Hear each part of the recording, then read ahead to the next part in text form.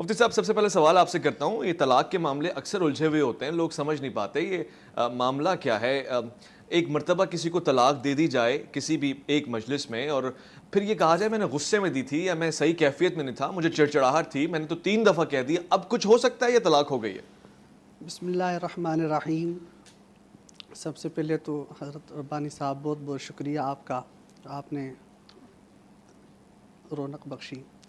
اللہ تعالیٰ نے قرآن پاک میں جس طرح نکاح کے مسئلے کو اللہ تعالیٰ نے قرآن پاک میں ذکر فرمایا ہے، اسی طرح طلاق کے مسئلے کو بھی اللہ تعالیٰ نے قرآن پاک میں ذکر فرمایا ہے۔ طلاق مرتان، الطلاق مرتان۔ تو سب سے پہلے تو جس طرح آپ کا سوال ہے کہ ایک دفعہ کسی نے طلاق دے دی تو وہ طلاق واقع ہو گئی۔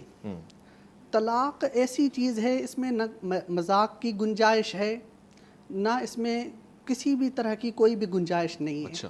ہنسی مذاق میں بھی، بیٹھے بیٹھے بھی۔ اور اکثر لوگ مجھ سے پوچھتے ہیں کہ جی ہم نے غصے میں طلاق دے دی۔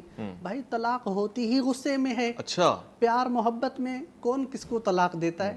شادی پیار میں ہوتی ہے، طلاق غصے میں ہوتی ہے۔ ہاں جی، شادی پیار میں ہوتی ہے اور طلاق غصے میں۔ جب انسان ایک دوسرے سے ناراض ہو، میاں بیوی آپس میں ان کی نہیں بنتی، غصہ آ جائے کسی بات کی وجہ سے، غصے میں ہی طلاق ہوتی ہے۔ پیار محبت میں کوئی طلاق دیتا ہی نہیں ہے۔ اچھا، یعنی غصہ تو حرام ہے، تو پھر حرام کام میں ایک حلال کام ہو جائے گا؟